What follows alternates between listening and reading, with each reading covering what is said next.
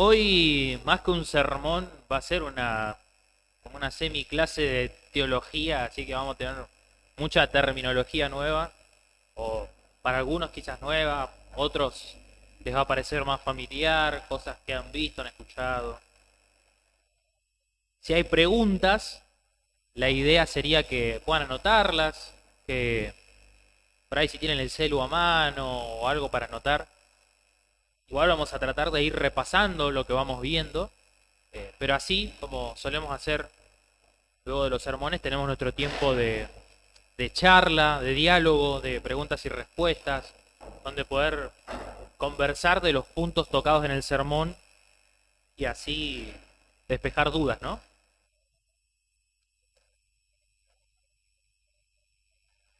El texto que vamos a leer es Deuteronomio 29:9, ¿no?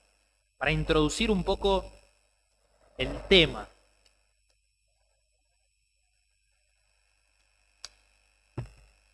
Somos varios esta mañana, me pone contento que podamos compartir. No hace tanto frío tampoco. Dice Deuteronomio 29, versículo 9: Guardad, pues, las palabras de este pacto y ponedlas en práctica, para que prosperéis en todo lo que hagáis. Lo que vamos a estar charlando es acerca de el pacto, o lo que en teología se suele llamar teología del pacto, ¿no? Vamos a comenzar una miniserie, algunos sermones desarrollando este tema, ¿no? Ya hace un tiempo que tengo la intención de que podamos ver el tema de eclesiología, es decir, la doctrina de la iglesia, pero había algunos pilares fundamentales, algunos conceptos claves que quería que podamos cubrir antes de entrar de lleno al tema de eclesiología, ¿no? Y uno de esos conceptos ya los cubrimos, que tiene que ver con estar en la misma página respecto de cuál es el mensaje central de la Biblia, cuál es ese tema unificador, ¿no? Desde la óptica del reino, ¿no? Y tuvimos 3 sermones acerca del Evangelio del Reino, ¿no? Los puede encontrar en YouTube si desea repasarlos, ¿no? Donde vimos cómo desde el principio se desarrolla este tema de el Mesías prometido, ¿no? Que es un Mesías rey que viene a traer justicia y paz al mundo. Y ese tema se desarrolla a lo largo de todo el Antiguo Testamento como una expectativa, una promesa, y luego en el Nuevo Testamento se habla de cómo Jesús es el cumplimiento de ese Mesías. Pero otro de los temas que me parecía fundamentales para meternos de lleno a hablar del tema de la iglesia, y de hecho de muchos temas periféricos que solemos hablar, ¿no? Como la ley de Dios, teonomía, escatología incluso, es el tema del pacto, ¿no? Hablar acerca del concepto de pacto, o como mencioné antes, de lo comúnmente llamado teología del pacto, ¿no? Y esto es porque la iglesia en particular es lo que algunos teólogos llaman comunidad del pacto, ¿no? Pero ¿qué es esto de pacto, no? No solemos escuchar muchos sermones hoy día acerca del pacto, no es algo muy común que se predique en las iglesias. De hecho, si le preguntara qué es un pacto, cuáles son los elementos claves que nos permiten identificar un pacto en las escrituras, quizás muchos tendrían dificultades para responder esa pregunta, ¿no? Pero es uno de los conceptos sin duda más importantes de las escrituras. De hecho, la palabra pacto aparece más de 300 veces a lo largo de toda la Biblia, por lo cual nos dejan claro que es algo que para Dios es importante. Y nos ayuda, además, a entender la historia de la redención y el trato de Dios con el hombre. Pero como mencionaba, es una palabra que en círculos evangélicos, con la connotación que le da a las escrituras, ha caído un poco en desuso, ¿no? Y me parece, tratando de pensar, ¿no?, acerca de por qué, se me venían a la mente al menos 3 razones. No son exhaustivas para nada, seguramente hay más, pero al menos 3 razones por las que no se suele dar este enfoque de pacto a la hora de entender y aplicar las escrituras a nuestra vida. La primera tiene que ver con quizás una suerte de connotación negativa que tiene esta palabra en la cultura popular, ¿no? En general. Por ejemplo, si yo le digo pacto, ¿qué es lo primero que viene a su mente?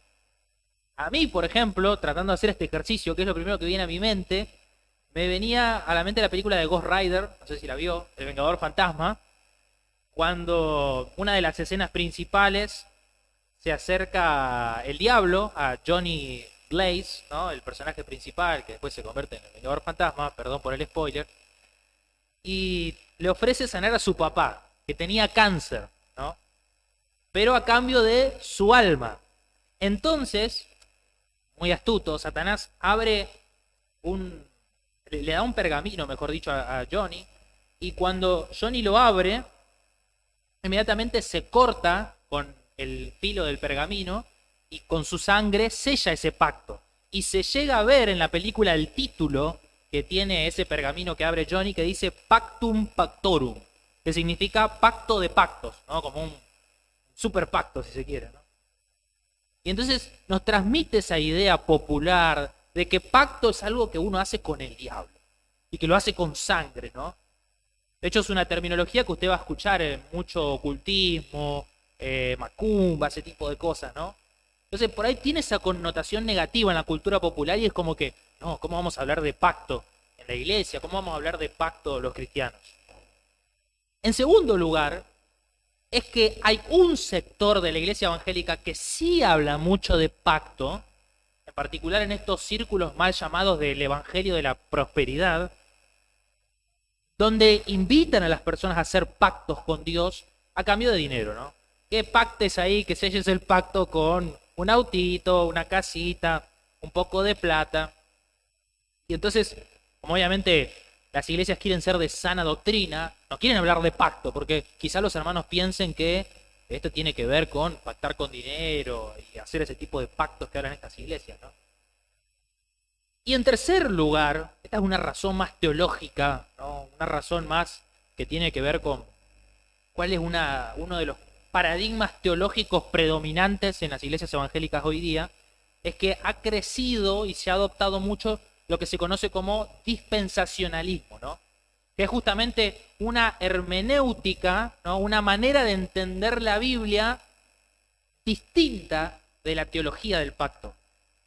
Porque el dispensacionalismo, que de hecho es sumamente reciente, no es una teología que tiene bases históricas, es un sistema teológico que ha suplantado el concepto escritural de pacto con el concepto de dispensaciones, ¿no?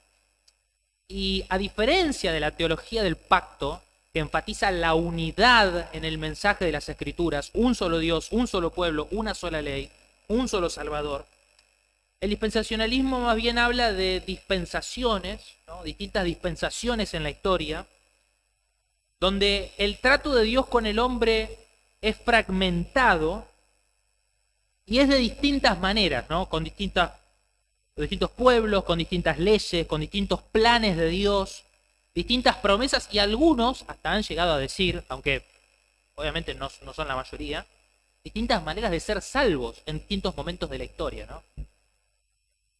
Entonces, tanto por esta connotación negativa popular, esta idea del pacto muy presente en el Evangelio de la Prosperidad y el auge del dispensacionalismo, es que ha caído en desuso esta palabra. Pero como les decía, es una palabra clave para poder entender correctamente las Escrituras y poder hacer teología. Entender a qué nos referimos con pacto, por ejemplo, nos ayuda a comprender cómo Dios se relaciona con su creación, en particular con el hombre. Cómo el pecado entró al mundo y trajo terribles consecuencias para toda la humanidad. ¿Cómo es posible que seamos salvos por Jesucristo? ¿Cómo entender la historia como el desarrollo del pacto de Dios desde que Adán rompió el pacto hasta que Jesús inaugura un nuevo pacto, ¿no? ¿Y cómo debemos vivir entonces a la luz de ese pacto? Pero bueno, creo que es la palabra que venimos más mencionando hasta ahora, pacto. Definámosla. ¿Qué es un pacto? Un pacto es un tratado, contrato o relación legal, ¿no? Entre al menos dos partes. Voy a repetirlo. Un tratado, contrato o relación legal entre al menos dos partes. Y la palabra clave en todo esto es legal. Porque legal deja entrever, ¿no?, esta idea de ley, de legitimidad. Como este aspecto jurídico que es un componente esencial del concepto de pacto, ¿no? Es un concepto sumamente legal, es decir, está vinculado a la ley. Al ser un contrato de ley, establece una relación no solamente personal, que es cierto, ¿no? Tenemos una relación personal con Dios, por ejemplo, en el caso de un pacto con Dios, pero además jurídica entre las partes, donde hay obligaciones, donde hay límites, donde hay estipulaciones claras, donde hay un marco definido de acción. Y hay, por lo tanto, obligaciones, responsabilidades, beneficios y consecuencias por romper ese pacto. Un concepto muy similar, emparentado, relacionado, que nos ayuda a comprender esto es el término contrato, justamente, ¿no? Que en nuestra concepción moderna, hoy día, hablamos de contrato, por ejemplo, de un contrato laboral, donde dos partes al menos se ponen de acuerdo, establecen ciertas condiciones, hay cláusulas de disolución de ese contrato, hay consecuencias, ¿no? Por ejemplo, cuando uno presta servicios para una empresa X, una cláusula muy común es, si uno va a renunciar, avisar con 15 días de antelación, y lo mismo ante el despido. Si no se cumple esa cláusula, hay una compensación económica. Entonces, la idea de contrato nos ayuda a entender este concepto de pacto, porque es un término sumamente legal. Hay condiciones, si no se cumplen, hay consecuencias. Pero no solamente es un término legal, ¿no?, y esto nos habla de que es algo serio, que nos exige compromiso, sino que también es un vínculo legal de una relación personal. En este sentido, quizás un ejemplo más cercano es el matrimonio, justamente. Que en Malaquías 2:14 leemos que el Señor está reprochando, ¿no?, a Israel, y entre otras cosas les dice, y vosotros decís, ¿por qué? No, Dios les está diciendo que los va a castigar, que va a venir juicio. Ellos dicen, ¿por qué? Y dice, una de las razones el Señor da, porque el Señor ha sido testigo entre tú y la mujer de tu juventud, contra la cual has obrado deslealmente, aunque ella es tu compañera, y fíjese, la mujer de tu pacto. Dios establece esa como una de las razones fundamentales por las que el juicio estaba sobre Israel. Y es un texto muy interesante porque trae a colación uno de los elementos fundamentales de cualquier pacto, que es justamente la presencia de testigos. Dios dice, yo soy testigo del pacto que hiciste con tu esposa.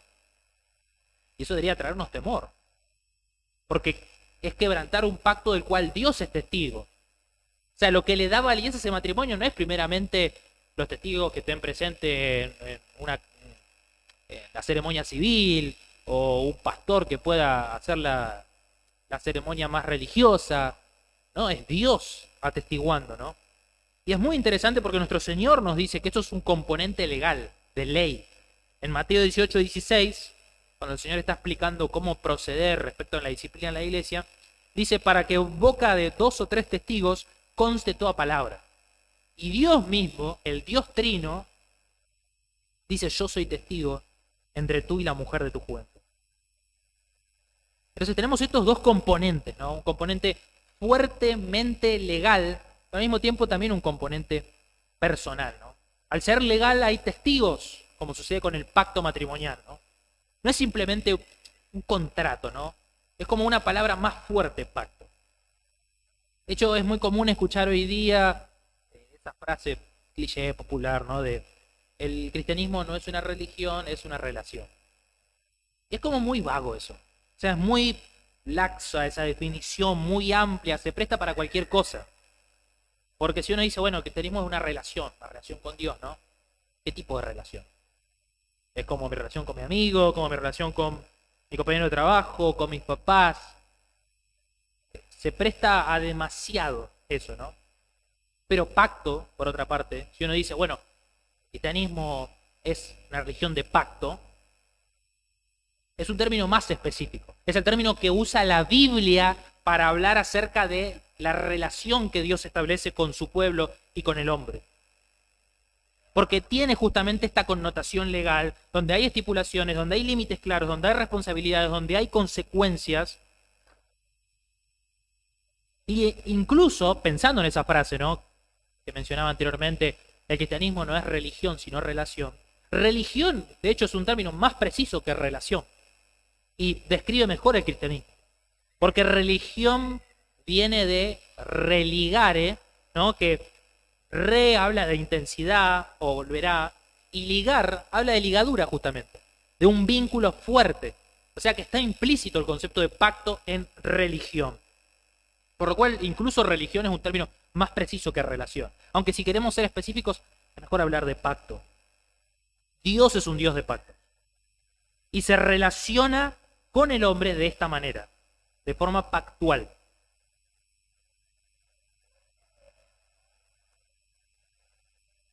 Ahora bien,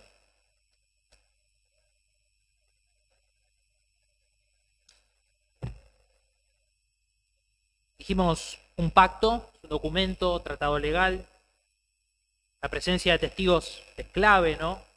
Hay límites, hay una ley de por medio que establece condiciones en esa relación. ¿Qué tipos de pactos hay? ¿De dónde viene esta palabra, ¿no?, que encontramos en las Escrituras? Pues sabemos que la Biblia originalmente fue escrita en el Antiguo Testamento mayormente en hebreo, en el Nuevo Testamento en griego, y donde más sin duda aparece esta palabra es en el Antiguo Testamento, aunque en el Nuevo Testamento aparece más de 30 veces. Y la palabra en hebreo es berit, que es un poco incierto de dónde viene realmente esta palabra, pero lo más probable es que venga de una raíz acadia que significa beritu, ¿sí?, y que es literalmente broche o grillete. O sea, piense qué fuerte que es esa palabra, grillete. Refuerza esta idea, ¿no?, que venimos charlando de que no es cualquier vínculo, no es una relación laxa, abierta, ¿no?, como se suele hablar hoy día. Pensemos de vuelta a lo que dije hace un rato, ¿no? Esto de el cristianismo no es religión, es relación. O sea, hoy, por ejemplo, está de moda el poliamor, o sea, no hay nada más amplio y completamente sin ningún tipo de límite que eso.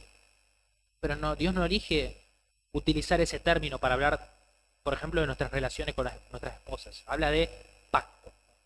Y para hablar de Él y nosotros también habla de pacto, ¿no? Es un vínculo fuerte, una ligadura firme. ¿Qué tan firme?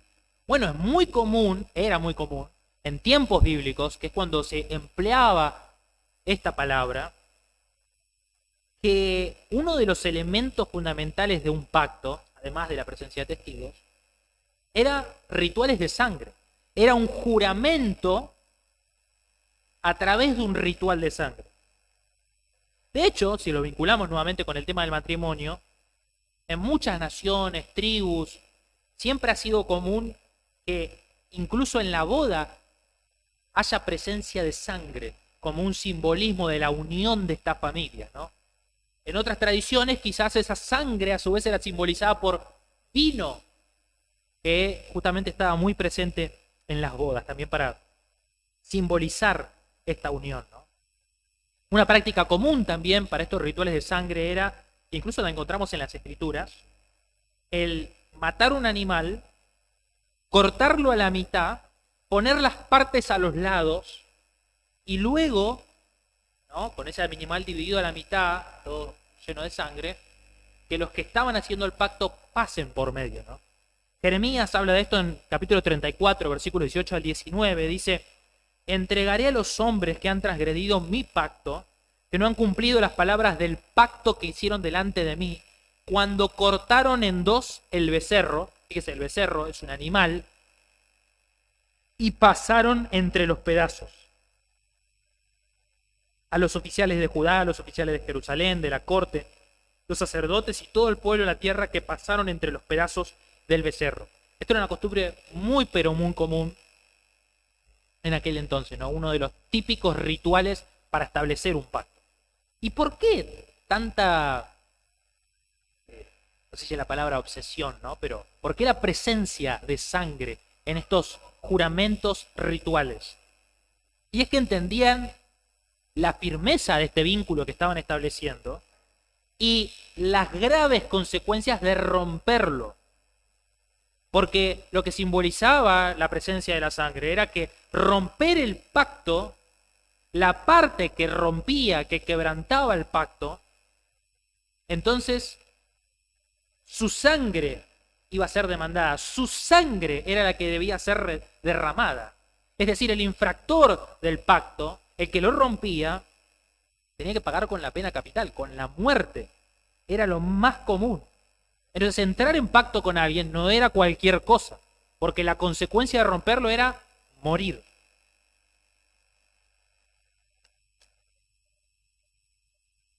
Entonces dijimos, pacto es un concepto legal porque establece límites claros, hay presencia de testigos, hay un juramento y está muy ligado a la presencia de la sangre porque se entiende que las consecuencias son graves de romper un pacto. Ahora, ¿qué tipos de pactos había en tiempos bíblicos? Esencialmente dos tipos de pactos, entre partes iguales y entre partes desiguales. El matrimonio, por ejemplo, es un ejemplo claro de un pacto entre partes iguales, ¿no? O sea, si no eran iguales, o sea, si no tenían el mismo estatus el hombre y la mujer, entonces no era un pacto, no era un matrimonio. Se lo consideraba concubinato. Eso es muy interesante, ¿no? O sea, el matrimonio es un pacto entre partes iguales, no entre uno que es mayor y el otro que es menor.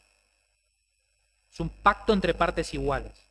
También era común este tipo de pactos entre naciones de un poder relativamente similar, ¿no?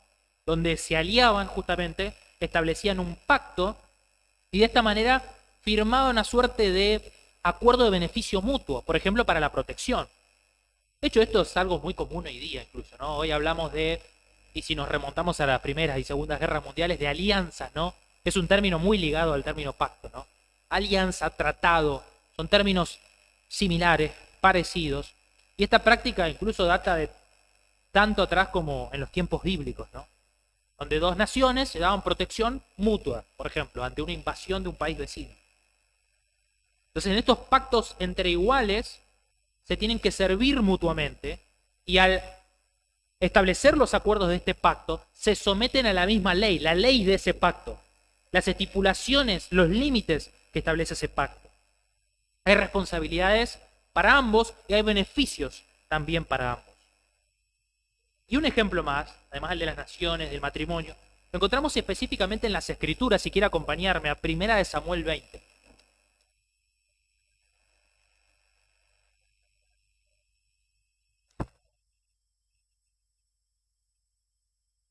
Primera de Samuel 20.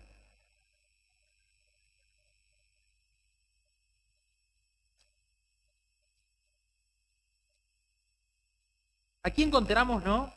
El contexto es más o menos que Saúl, el rey destituido por Dios de Israel, está persiguiendo básicamente a David, que es el rey escogido por Dios que va a tomar el trono.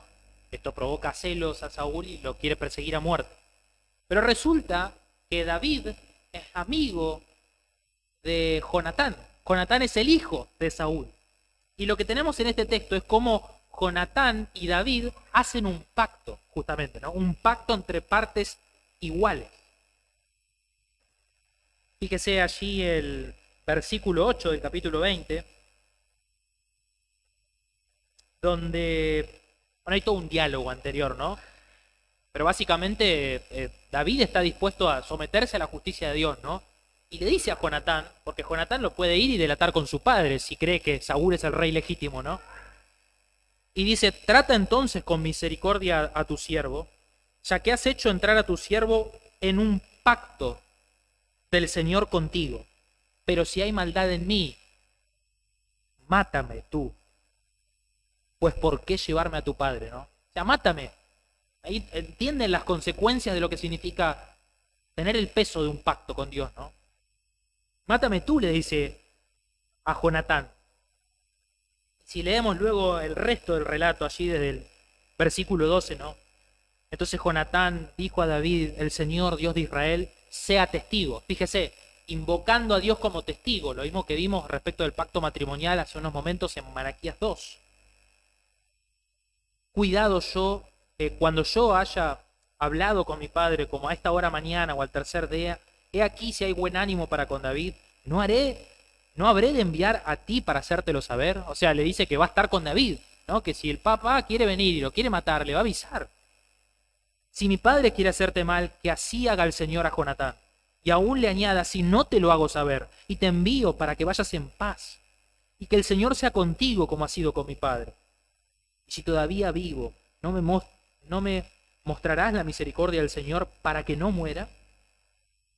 No quitarás, le dice a David, ¿no? Fíjense, hay una serie de promesas, de estipulaciones, o sea, voy a hacer esto, si no hago esto me va a pasar esto, y te pido que hagas esto, ¿no?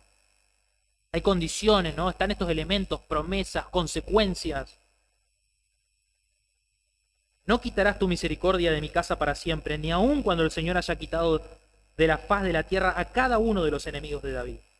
Jonatán, pues, y fíjese, lo vuelvo a enfatizar, hizo un pacto con la casa de David, diciendo: el Señor lo demande de la mano de los enemigos de David. Y fíjese, además de los testigos, además de las consecuencias, además de los límites claros, promesas, fíjese en otro de los elementos que hemos estado viendo hasta ahora, ¿no? Dice: y Jonatán hizo jurar a David otra vez a causa de su amor por él, pues la amaba como a sí mismo, ¿no? El juramento también, ¿no? Un juramento que dice: yo muera si no cumplo este pacto, ¿no? Otro de los elementos claves de un pacto, como hemos visto hasta ahora, ¿no? Una nota interesante acerca de este texto es cómo nos muestra que un vínculo de pacto es más cercano, es una ligadura más fuerte que un vínculo de sangre. Pues es muy común hablar de: no, la sangre tira. Se dice acá en Argentina, no sé si ese dicho existe en otro país, pero la sangre tira, ¿no? Esta idea de el vínculo de sangre, el vínculo de la familia de sangre, ese no se rompe. Pero la Biblia dice: no, el vínculo de pacto es más fuerte. Porque Jonatán está dispuesto a estar en contra de su propio padre, de Saúl, porque hizo un pacto con David. ¿Y por qué hizo ese pacto con David? Porque David era el escogido del Señor. O sea que en última instancia él está siendo fiel a Dios, con quien Jonatán mismo está en pacto, ¿no? Fíjense cómo el pacto toma primacía sobre la familia. El vínculo más fuerte y más importante es el vínculo de pacto. Eso es lo que nos enseñan las Escrituras, ¿no?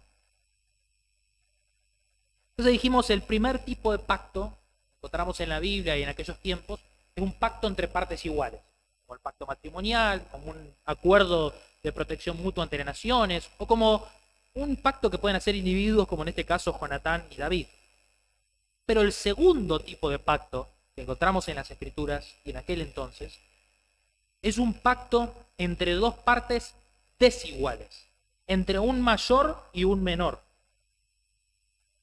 donde obviamente el mayor establece los límites de ese acuerdo. No es un acuerdo en el que las dos partes establecen las cosas. Bueno, como por ejemplo, ¿no? En el caso quizás de un contrato laboral, ¿no? Podríamos decir.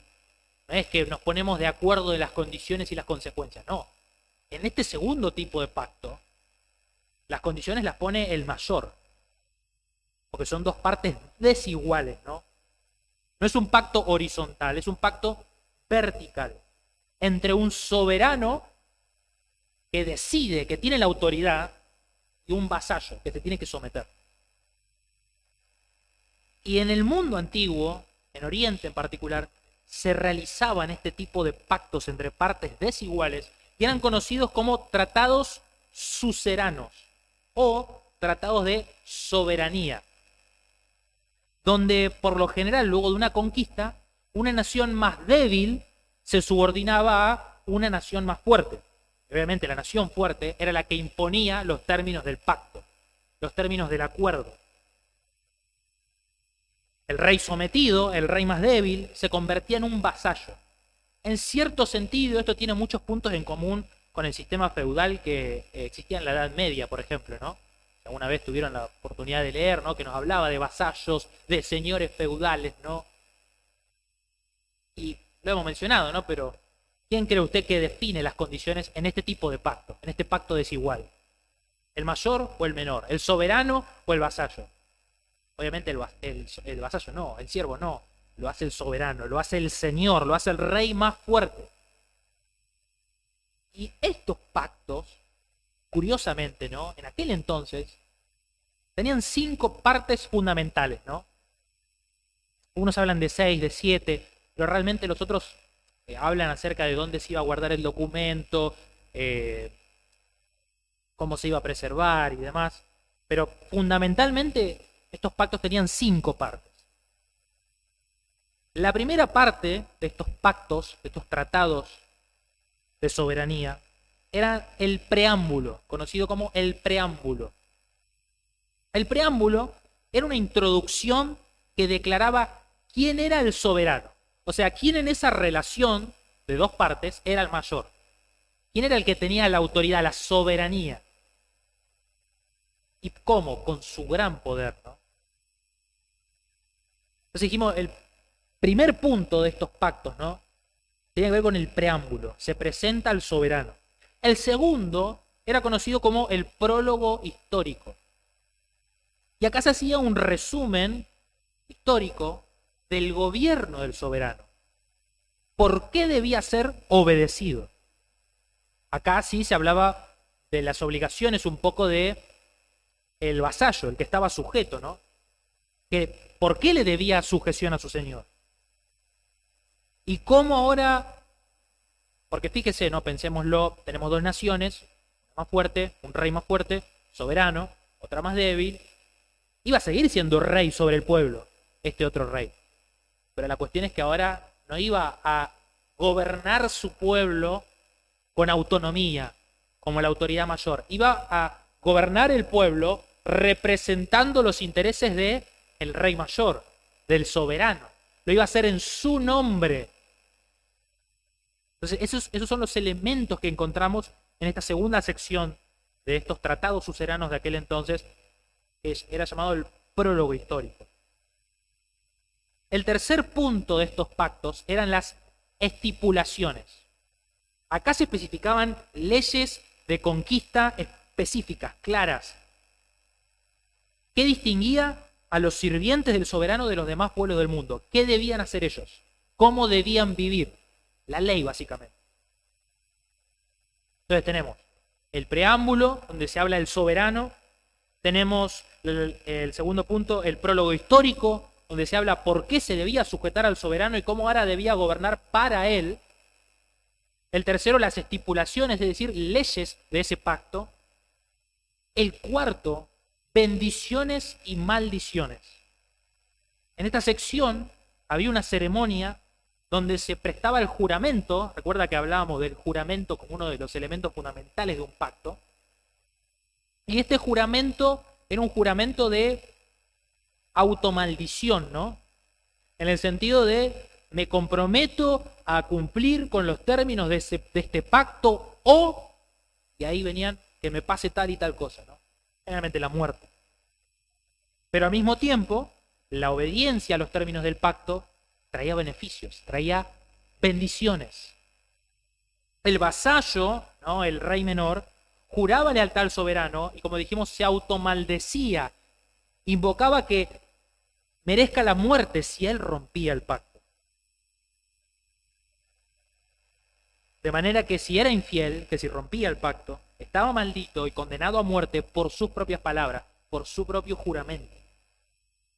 Y el quinto y último punto de estos tratados soberanos eran los arreglos sucesorios, donde se especificaba a los sucesores del soberano para que el vasallo les pueda jurar lealtad en caso de que, obviamente, el soberano muera, ¿no? ¿Cómo se extendía, básicamente, hablaba este quinto punto, ese dominio, ese reino, esa soberanía del soberano en el tiempo, en la historia? Y es muy, pero muy interesante que en estos tratados a menudo se invocaba como testigos al cielo y la tierra. ¿Por qué digo que es interesante? Porque vamos a ver que el Señor hace lo mismo. Entonces invocaba como testigos al cielo y la tierra. El cielo y la tierra son testigos de que estamos haciendo este pacto.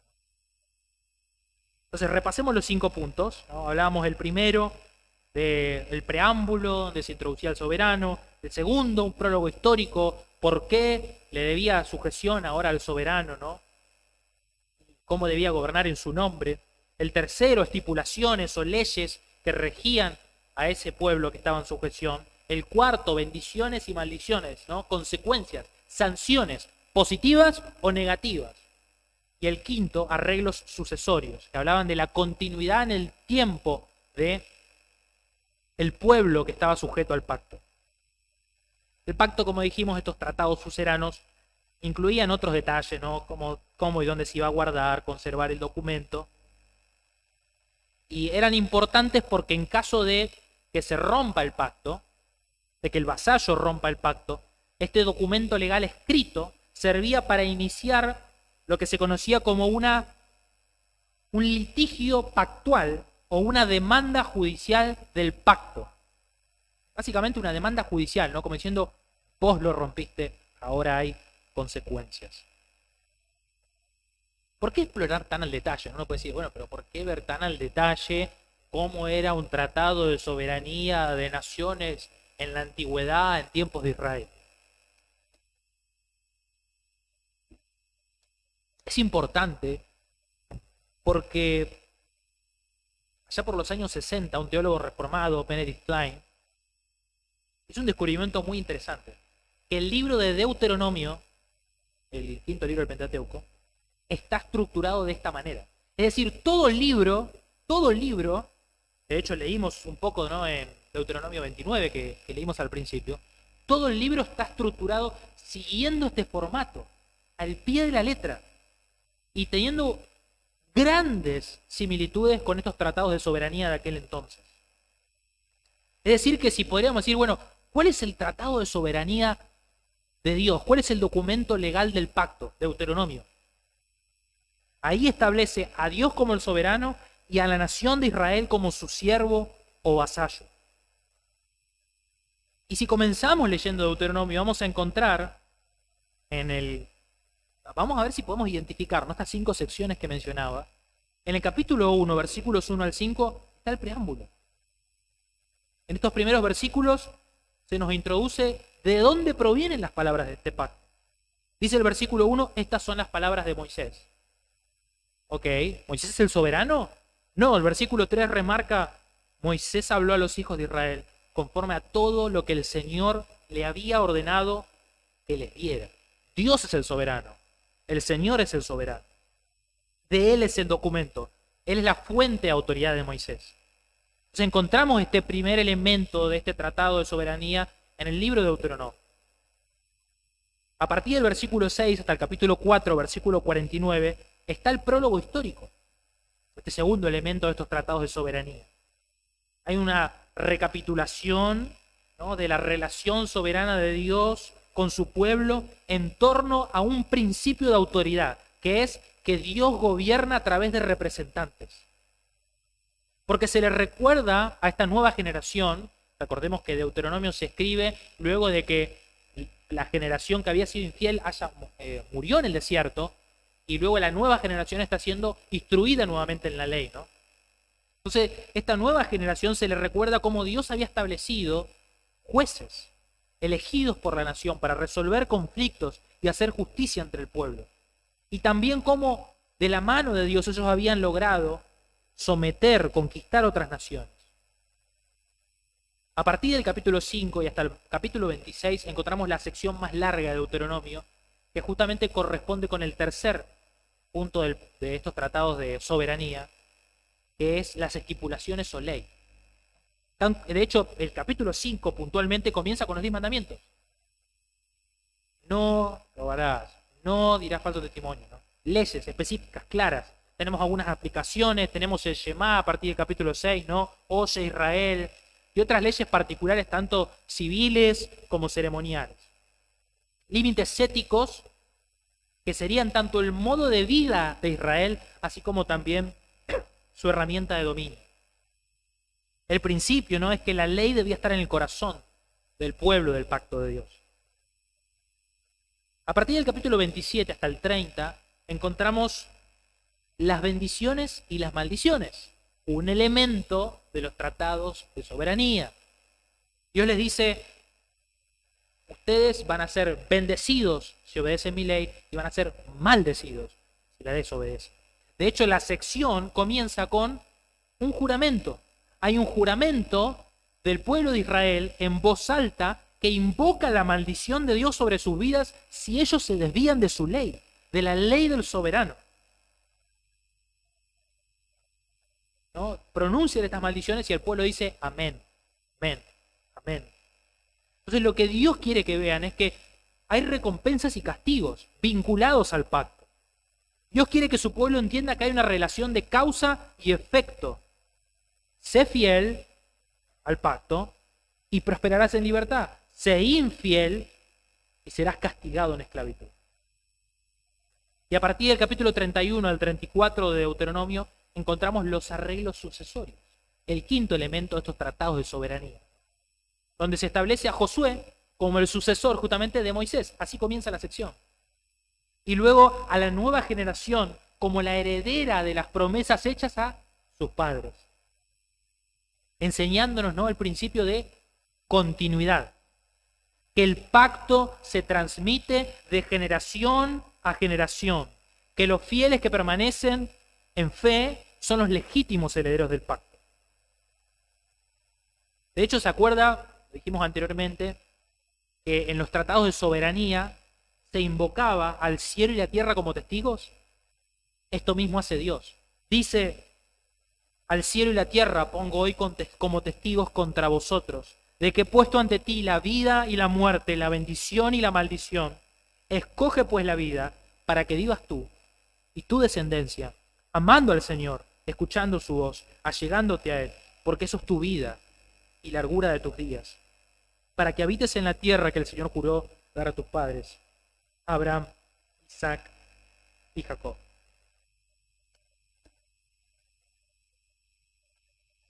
Entonces, parece muy claro que el tipo de pacto, y además es evidente, ¿no?, que Dios establece con nosotros, con su pueblo, es un pacto entre partes desiguales.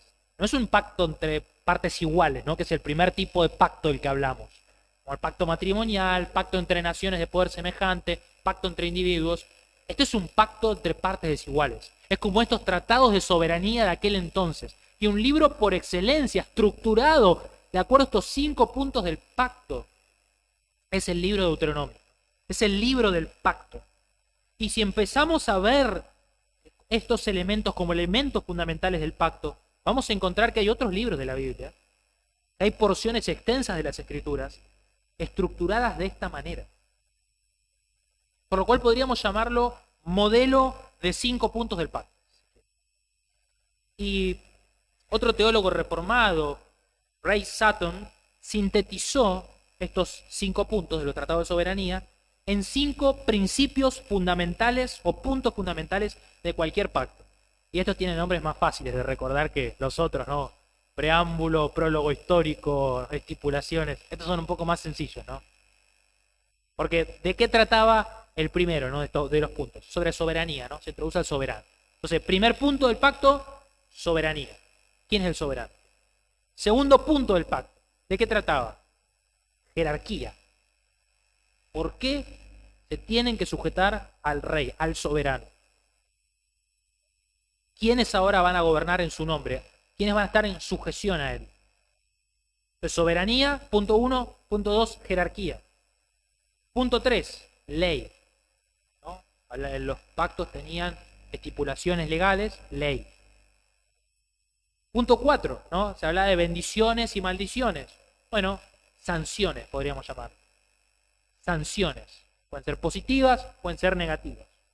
Y quinto punto del pacto, continuidad. Recapitulemos los 5 puntos fundamentales del pacto según este modelo: soberanía, jerarquía, ley, sanciones y continuidad. como les dije, cuando empezamos a pensar el pacto de esta manera, vamos a encontrarlo en muchos lados más, no solamente en Deuteronomio. Por ejemplo, incluso en el Pentateuco mismo. 5 libros son: Génesis, Éxodo, Levítico, Números, Deuteronomio. El primero, Génesis, nos introduce al soberano. En el principio creó Dios los cielos y la tierra. Nos cuenta quién es el creador y dueño del mundo. Nos presenta a Dios como Señor de la historia. Éxodo, jerarquía. Nos muestra cómo Dios libertó, ¿no? Recuerda el prólogo histórico. Cómo libertó y tomó un pueblo para sí, para establecerlos como su nación de representantes en la tierra. El tercero, Levítico, coincide con el tercer punto del pacto, ley. Levítico, ¿qué es? Básicamente un libro lleno de leyes. Es todo límites y leyes que establecen estipulaciones muy específicas, muy claras respecto a cómo su pueblo debía conducirse, y la frase más recurrente es: sed santos como yo soy santo.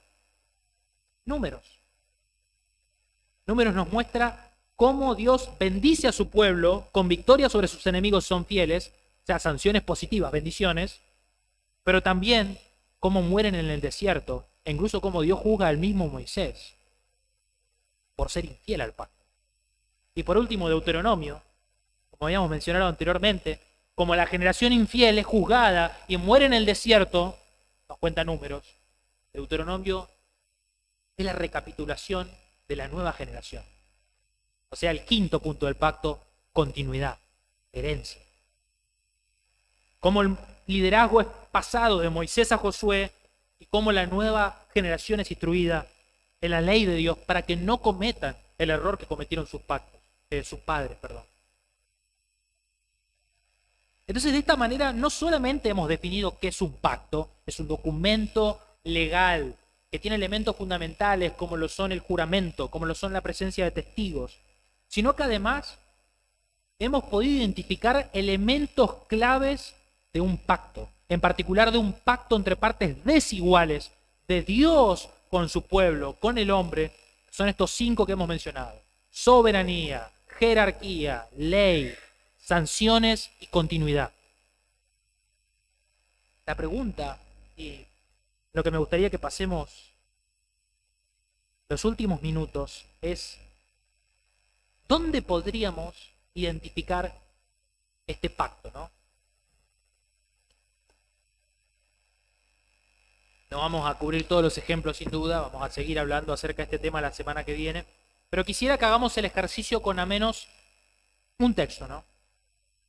Porque poder tener presente los elementos fundamentales de un pacto nos va a permitir ver cuándo Dios está tratando con el hombre a través de un pacto, aunque no se use la palabra específicamente. Por ejemplo, si yo le pregunto: ¿Dios hizo un pacto con Adán? Si usted lee Génesis del 1 al 3, no va a encontrar la palabra pacto. No dice en ningún lado pacto. Pero que no diga la palabra, ¿significa que no hay un pacto? Si nos acercamos al libro de Génesis, ¿encontramos los elementos de un pacto, estos 5 puntos de los que hablamos? Génesis 1 nos introduce al soberano. Es el punto 1 del pacto, soberanía. Se nos presenta a Dios como el creador, y en particular como el creador no solo de la creación, sino del hombre. Como Él tiene tal poder que dice: dijo Dios y así fue. O sea, su palabra es determinante, su poder es inmenso. Se nos introduce claramente quién es el mayor en esta relación: es Dios. Pero al final del capítulo 1, el hombre es creado, versículos 26 al 28, y Dios le delega autoridad. Dios le dice: ejercer dominio sobre la tierra, lo coloca sobre la tierra. Está esta idea de jerarquía, el segundo elemento del pacto. Pero obviamente un gobierno subordinado a Dios. Él es un rey. Adán y Eva son reyes, pero subordinados a un rey mayor, a Dios. De esta manera Dios establece una jerarquía de 3 niveles: Dios, hombre, resto de la creación. Y luego explícitamente nos dice el versículo 15 del capítulo 2 de Génesis que Dios lo puso sobre el jardín del Edén. Entonces ya tenemos 2 elementos del pacto: soberanía, jerarquía. El tercero, ley. Si hay algo claro de la creación del hombre, parece que lo primero que recibe el hombre cuando se abre los ojos por primera vez es una ley de Dios. Dios le dice, ejerced dominio sobre las plantas del mar. Fíjese ahí, capítulo 1, versículo 28. Los bendijo Dios y les dijo las primeras palabras: sed fecundos y multiplicados. Orden, ley. Llenad la tierra, sojuzgadla. Ejerced dominio sobre los peces del mar, las aves del cielo. ¿No? Ley. Encontramos este elemento de ley también. Encontramos estipulaciones claras. ¿Qué debían hacer? Pero no solo qué debían hacer, qué no debían hacer también. Porque en el capítulo 2, en el versículo 16, Dios les dice, de todo árbol del huerto pueden comer, pero del árbol del conocimiento del bien y del mal, no comerás. No comerás. Que sí tenés que hacer, que no tenés que hacer. Ley. El tercer elemento del pacto. Pero no solo eso, Dios establece también sanciones. Consecuencias. Para la obediencia, bendiciones. Para la desobediencia, maldiciones. Si obedecía, fíjese, Adán es creado y puede comer de cualquier árbol del huerto, puede preservar su vida, puede continuar teniendo comunión con Dios. Dios le dio una compañera, le dio a Eva, lo puso en un ambiente, un contexto favorable, puede permanecer ahí si escoge la obediencia, si escoge la fidelidad a Dios. Puede ser bendecido. Pero en el mismo versículo que estábamos leyendo antes, versículo 16, dice, porque el día que de él comas, hablando del fruto del árbol prohibido, ciertamente morirás. Acciones negativas, maldiciones. Cuarto elemento del pacto. Se nos presenta a Dios como el soberano, a Adán como su representante, segundo punto, jerarquía. La ley de Dios, tercer punto, sanciones, consecuencias por romper ese pacto o por obedecerlo. Y por último, también el quinto punto que encontramos aquí. Porque a través de su obediencia junto a su esposa Adán, fructificad y multiplicados, justamente su obediencia iba a traer continuidad, herencia. ¿No? Dios lo crea y lo pone en el huerto del Edén. Pero no era para que se quede en el Edén, porque previamente les dijo, fructificad, multiplicados, llenad la tierra. A través de su descendencia iban a ejercer dominio por el mundo, iban a extender su dominio. Iba a haber continuidad en la historia del reino de Dios a través del reino del hombre. Entonces hay continuidad, hay una herencia prometida a la tierra. Y vemos también que obviamente esa herencia se puede cortar, esa continuidad se puede cortar. Y es lo que sucedió terriblemente, ¿no? Cuando Adán escoge no someterse al soberano, sino creerse autónomo, entonces es desheredado. Él y su descendencia son cortados, son desterrados del Edén. Y eso trae terribles consecuencias para toda la humanidad.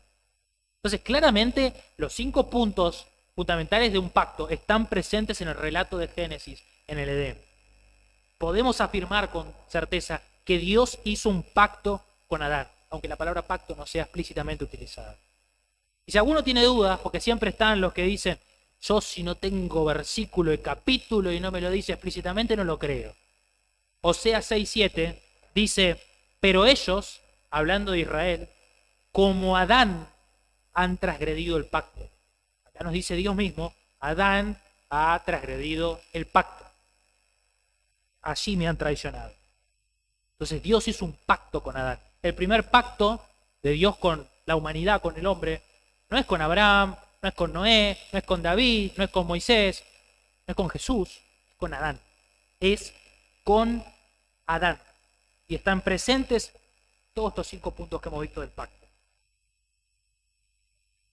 Y aquí no aparece un concepto muy interesante, que es el de que explica por qué justamente en ese pacto de Adán nosotros estamos también, o toda la humanidad mejor dicho, representados, ¿no? Porque cuando Dios hace este pacto con Adán, Adán es la cabeza federal del pacto. ¿Qué es este término, no? Incluso escuchamos muy hoy día, con el revuelo de la política también se escucha, habla de federalismo. Seguramente escuchó, federalismo, federal. ¿Qué es esto de federal? Federal viene de la palabra feudus, que significa pacto. O sea, federal es pactual. Federal es pactual. De hecho, las raíces del federalismo es la idea de estados o poderes más pequeños que hacen un pacto, una alianza, ¿no? Que se unen en un estado mayor, ¿no? Para ciertos beneficios mutuos. protección, seguridad, pero conservando su independencia.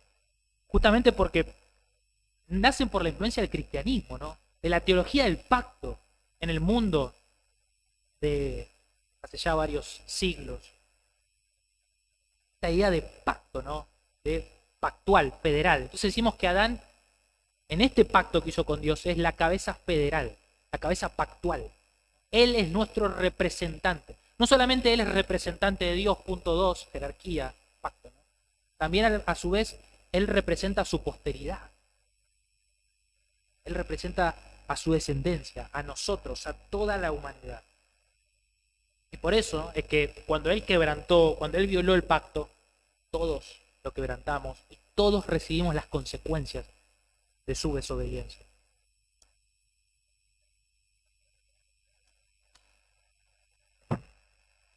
Si me permite, hermanos, sé que está siendo un poco largo, pero me gustaría recapitular, poder redondear lo que hemos estado viendo.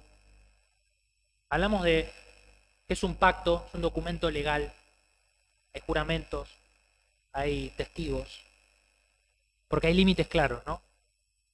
Hay dos tipos de pactos, pactos entre partes iguales y pactos entre partes desiguales, una mayor y una menor, una que se tiene que subordinar a la otra. De ese tipo de pacto es el pacto que Dios hace con el hombre. Y el primer pacto que Dios hace con el hombre es el pacto con Adán. Y estos pactos tienen 5 elementos: soberanía, jerarquía, ley, sanciones y continuidad. Por eso es que usted va a ver, ¿no? Si usted busca más información, aunque vamos a seguir hablando acerca de estos temas en los siguientes sermones, los teólogos reformados hablan de que esencialmente, ¿no? Usted dirá, pero Dios dice que hay pacto con Noé, con David, con Moisés, sí, es verdad. Pero esencialmente hay 2 pactos fundamentales de Dios con la humanidad. Y los teólogos reformados los han llamado pacto de obras y pacto de gracia, ¿no? El pacto de obras es este pacto que vimos que Dios hace con Adán. Es un pacto donde el destino de la humanidad y de Adán mismo estaba en sus manos. Es decir, su estatus legal delante de Dios, si es fiel o infiel al pacto, si es justo o es injusto, depende de él mismo, depende de su justicia personal, de sus obras. Por eso se suele utilizar esta terminología, ¿no? Pacto de obras. Pero Dios anticipa y promete y nos muestra a lo largo de todas las Escrituras, desde la caída de Adán hasta la venida de Jesucristo, cómo Dios establecería un pacto con un segundo Adán, de una nueva humanidad, de una nueva creación, que es el pacto con Jesucristo. Y al igual como Adán es la cabeza federal de toda la humanidad, y en Adán pecamos y caímos todos y recibimos las consecuencias, también en Jesucristo, con su representación ante Dios, nuestro estatus legal puede cambiar de injustos a justos, ¿no? Y por eso es que el término que han escogido los teólogos para este segundo pacto es el pacto de gracia, ¿no? Un pacto donde nuestro estatus legal ante Dios no depende de nuestros méritos, de nuestra justicia personal, de nuestras obras, sino de la gracia de Dios, ¿no? Pero esencialmente, incluso entre el pacto de obras, o el pacto de Dios con Adán, o el pacto de creación, lo llaman algunos, y el pacto de Dios con Jesús, o pacto de gracia, o pacto de la nueva creación, podríamos decir, los elementos presentes de un pacto siguen presentes. Hay un soberano, que es el mismo. Hay una jerarquía, que es que el hombre se debe a Dios. Hay un solo pueblo, hay una sola ley. Tercer punto del pacto. Hay sanciones, hay consecuencias en la historia por nuestras acciones. Y hay también continuidad. Hay mucho que se desprende de acá realmente, hermanos, y no me quiero extender más. Vamos a recapitular esto último, lo vamos a revisar mejor la siguiente semana, pero me gustaría que nos podamos llevar fundamentalmente qué es un pacto, qué tipos de pacto hay, cuál es el pacto que Dios hace con el hombre, cuál es el primer pacto que Dios hace con el hombre, pacto con Adán, Los teólogos llaman el pacto de obras. Y un poco spoileando, porque la verdad que no lo llegamos a ver mucho en detalle, Dios hace un nuevo pacto, ¿no? Con un pacto de gracia con Jesús. Un nuevo Adán. Y esto nos va a traer mucha luz respecto de cómo Dios nos justifica acerca de la salvación, del perdón, la redención. Cerremos, hermanos, y charlemos el tema. Seguramente habrán quedado dudas o cosas abiertas, ¿no? Comentar.